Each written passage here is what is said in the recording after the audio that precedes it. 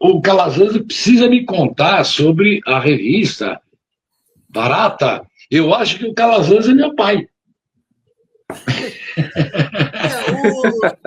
Seguinte, como começou isso aí? Nós estávamos, era época, anos 70, 77, 78, e eu desenhava, eu escrevia poesia, escrevia contos, crônicas, aquelas coisas. E o nosso colegial tinha, era segundo grau, mas o segundo grau já tinha um preparatório para o antigo colegial. Então era profissionalizante. Então você tinha tradutor e intérprete, que era humanas, você tinha laboratório de análises clínicas, que era biomédicas, e você tinha o pessoal de desenho técnico, que seria o exatas. Então você já dividia e tinha cargas horárias maiores desde a sexta série, sétima série. É um sistema de ensino que é o antigo, do século XX. Né? O pessoal de hoje não sabe nem o que a gente está falando. Mas era um segundo grau profissionalizante que já começava antes.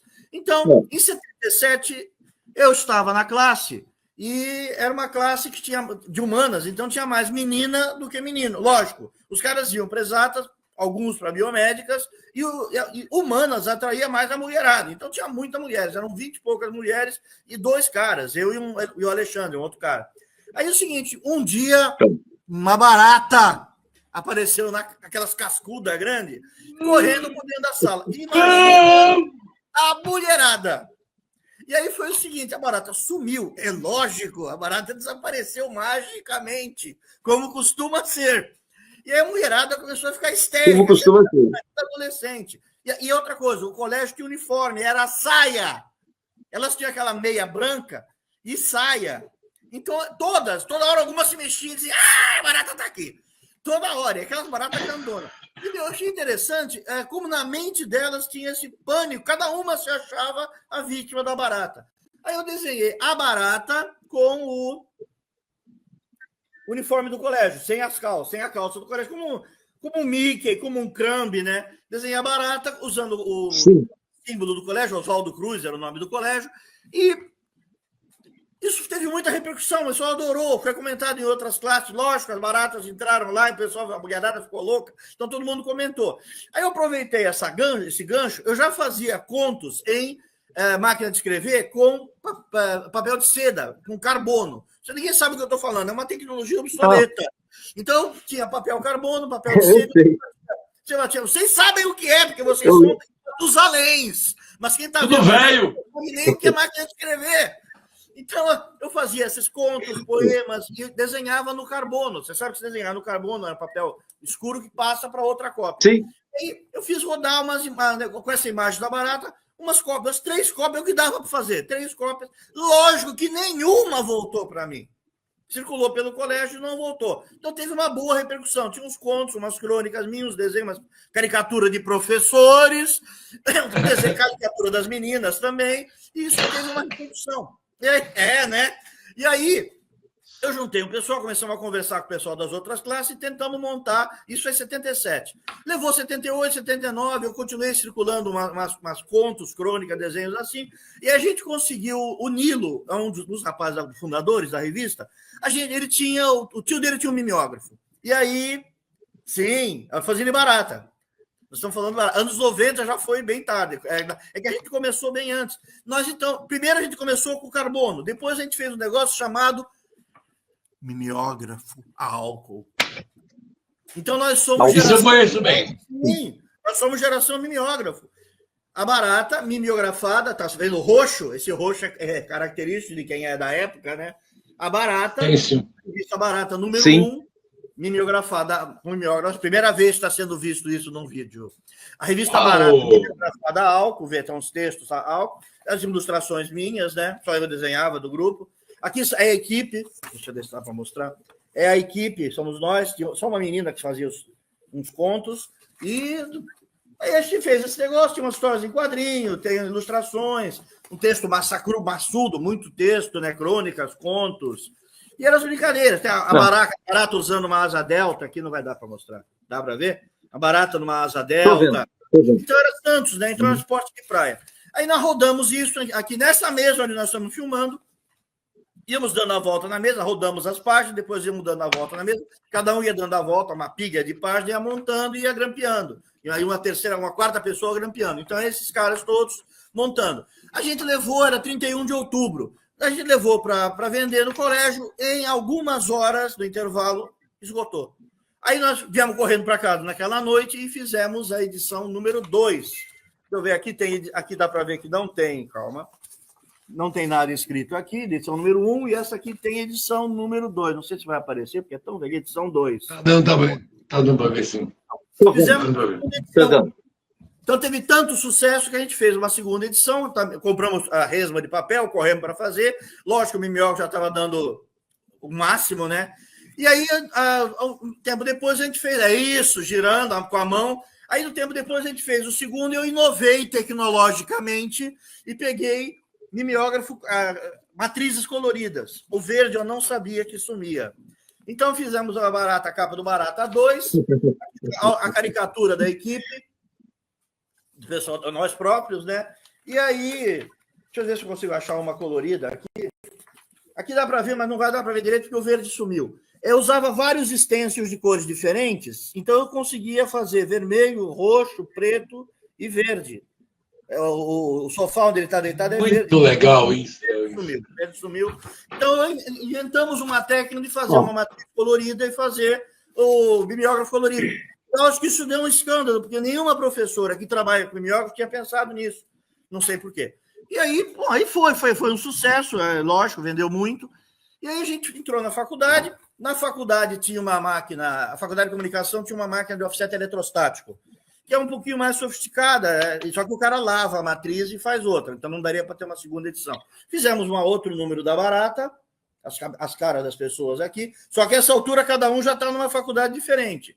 E o desenho da Barata que eu tinha mostrado, e contos, a letrinha ilegível, pequenininha, né? Quadrinhos. Aqui somos nós, a Ordem dos Baratas. Aqui eu ia falar que existe uma... Vê que ele tá... Tem um cara medieval aqui, deixa eu ver se aparece, com o escudo. Eu até desenhei o escudo. A Ordem dos Baratas, existe em heráldica esse símbolo português, que são três luvas de mão direita. Eu desenhei para ver se dá para vocês verem aí, né? Que aparece aqui no Cavaleiro, e aí tá a história. Nós, como cavaleiros medievais, meio Monty Python. Bem Monty Python. E aí depois teve um de nós, que é o Cavaleiro dos Espelhos, eu acabei fazendo uma série de histórias com ele, que não vou dizer quem é a pessoa, mas é um dos fundadores, né? E aí nós fomos fazendo essas histórias de quadrinho, quase todas são desenhadas por mim, e dessa Barata a gente fez, então vamos correr. Eu fiz depois uma tentativa de aqui até pois a quarta capa é a Barata primeira, né? A primeira Barata. Aí fizemos a poesia Barata, só com poemas. Depois a Barata Sexta Vez, que já é cooperativa. Aqui entramos, já era desde o começo. Aqui a gente não sabia que era uma cooperativa, nós fomos percebendo que era um mutirão. Então cada um pagava o equivalente a 2 pizzas e publicava a sua cota, seja uma página, seja 4, era uma espécie de mutirão, de cooperativa mesmo. Aí às vezes alguém reclamava, mas eu só tenho um poema de uma página, como que eu vou pagar igual o cara que tem 4 páginas de quadrinho? Aí o que acontecia, a gente dizia, quem paga a capa? Quem paga a sessão de cartas? Quem paga o correio para enviar para as outras revistas? Então a gente fazia o cara entender que a Barata comendo o texto, né? Fazia a pessoa entender que era uma cooperativa, que era um conjunto de todos. Então, e as histórias de quadrinhos, poemas, tal, tinha muito haikai, aqueles 575, haikai bem japonês mesmo. Outro número da Barata. Repara que a capa uma capa é verde, uma capa é branca, essa é azul, a outra é amarela, porque era o papel Super Bond, eram os papéis coloridos que tinha. Aqui o Paulo Pita, da Faculdade de Arquitetura, fez um jogo da Vega brincando no espaço, entre as X bolinhas voando no espaço. Eu achei que ficou muito bonito para a quarta capa, né? Então tinha pessoal da arquitetura, da letra, da direito, da filosofia, tal. Tinha mulher pelada, essas coisas, né? Então a gente fazia a revista e vendia em cooperativa. Como é que a gente... Vamos, rapidamente, só para vocês verem, tem um monte, um Escher na capa, especial de Natal. Esse é vermelho, mas não está aparecendo que é vermelho aí. É a cor de rosa. Como é cooperativa, era votado. E aí, na votação, você sabe como é democracia. Então, votaram que ia ter um número só de quadrinhos, quando tinha vários quadrinistas, e decidiram, com o meu voto vencido, ser número 0. Cadê o número 0? Aqui, número 0. Aí eu falei... Sim. Não é? E aí, fazer o quê, né? Aí fizeram a Barata 0. Aí eu diria, vai tomar no cu. votação. Aí votaram, eu fui voto vencido. Então, eu disse, não façam isso aí pode ser um número especial de quadrinho número 12 e tal. Não! É 0. Tá aí. Bom, barata 10, com um desenho de uma barata como Haikai, como Geisha, roteiro do Fernando Feijó, eu fiz muito roteiro de várias pessoas, uma barata 11, sobre a caça às baleias, era a época de 1990, que o pessoal falou de 90, essa já é anos 90, que é sobre a caça às baleias, tem uma orca na capa. Aí, essa barata tinha letras em dourados, que eu desenhei em cada uma, e plastificamos a capa, que era um almanaque de aniversário de não sei quantos anos, e eu adaptei a Kafka, a Metamorfose. Então, eu adaptei a Metamorfose em tirinhas para fazer... Se você acordasse transformado numa barata. E aí fizemos a história em quadrinho em tirinhas, a história do Kafka, adaptada. Aí, barata 13, aí nós conseguimos já fazer umas brincadeiras com a tecnologia de passar duas matrizes, né, para fazer 2 cores. Aqui uma barata sobre fadas e faunos e sátiros. Barata 79,91, barata 79,92, Henry Appelt na capa, barata 17, com um desenho de arquitetura meu no fundo, outro desenho, outro com histórias de fadas. Eu estou só mostrando, adaptando Frankenstein de Mary Shelley, 3 adaptações de autores diferentes, brincando com a história do Frankenstein, uma barata sobre fadas e sereias, mais sobre sereias, e assim vai. Estou mostrando só para você ver que teve muito aqui, o Laudo, desenha a capa do Laudo, com uma história do Laudo dentro, capa do Alexandre Barbosa, com o desenho do Alexandre, capa da Erika Saeki, mangá feminismo, aquele grupo das 24 do Japão de mangá. Aqui uma história minha sobre o Curupira, tem um pênis na capa, então não pode mostrar. E assim vai, capa branca. Eu estou só mostrando que foram várias, essa capa em silkscreen, experiência de silkscreen, nós estamos brincando com o que tinha, Pazuzu, e assim vai. E aí, como é que a gente fazia? Deixa eu ver se eu acho o papel agora que vão ser elas. Era o seguinte, como que a gente fazia o lançamento disso nas faculdades? A gente fazia só uma pergunta, Calazans. Só uma pergunta. Só uma pergunta. Quantos números no total, você lembra? Quantos números no total? Quantas edições da Barata no total? Tinha ano que saía 3, tinha ano que saía 1. Tá. Então eu calculo 20 alguma coisa. O tempo que durou, 20 anos. Foram 20 anos de publicação. Nos últimos 3 ou 4 anos, eu estava mais na base da administração, fazia uma história ou outra, mas eu achava que já não tinha mais a ver. Porque é o seguinte, a troca de cartas era intensa, era muito intensa.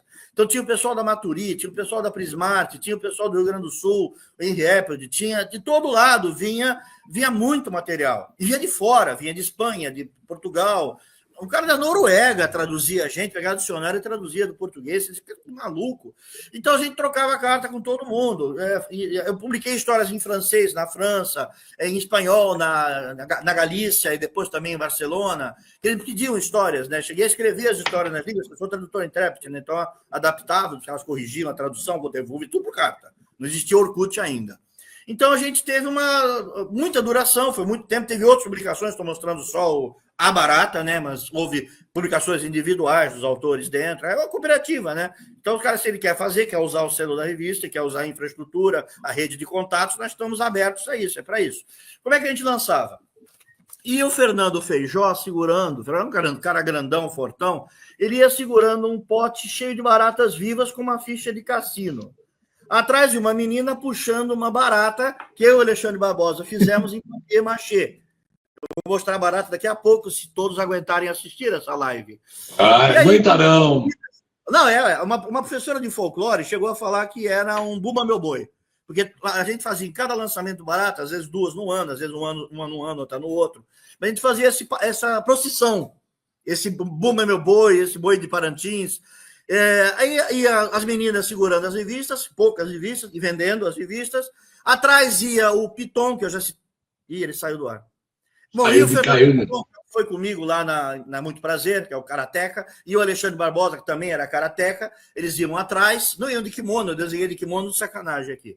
E iam atrás mais meninas segurando a revista e oferecendo e vendendo. Então, e eu ia lá atrás com a bolsa com um monte de revistas dentro, conforme ia acabando as delas, eu ia passando. Por que as baratas dentro do pote? Porque é o seguinte, a menina que enfiasse a mão no pote e pegasse a ficha, ganhava uma revista. Só que a gente não sabia que tinha as meninas da biologia. E elas estão acostumadas a mexer em bicho, elas enfiavam a mão e pegavam. Perdia uma ou duas revistas cada vez que lançava, mas aí as outras da classe que viram aquela pegar a revista também vinham comprar. Então era uma espécie de brinde que acabava funcionando. E a barata, pela primeira vez também, será mostrada a barata. Essa é a barata de papier machê. A barata de papier machê. Tem rodinha, por isso que ela era puxada. Tem um fio de nylon de pesca para ir puxando a ela. E os dois karatecas vinham atrás, porque sempre tinha um engraçadinho que queria pisar na barata. Então, as antenas são 2 cabos, as pernas têm os fiozinhos, se você olhar de perto, tem os fiozinhos amarrados para aparecer pelinho, e tem as nervuras do corpo aqui, papier machê, né? Papier machê, papel amassado com gesso. Então, e depois pintado de marrom. Eu e Alexandre Barbosa fizemos na casa dele, e o carrinho, acho que foi ele que arranjou, está desfazendo, caiu um pedaço aqui. Ela está se desfazendo. E aí, essa é a barata que era usada para o Bumba Meu Boi, para o boi garantido e caprichoso, que era a nossa experiência de levar esse happening, essa performance, esse evento que era uma ação de marketing para vender a revista, na verdade. Funcionava. Muito legal. Muito legal isso. Sim, ninguém sabe que isso pela primeira vez. Fazia um marcador de livro com a revista também, dava de brinde para as pessoas. Quer dizer, a gente fazia ações de marketing em volta que acabavam gerando um disse-me-disse. E a gente saía até em jornal, o pessoal do jornal vinha entrevistar a gente sobre a revista.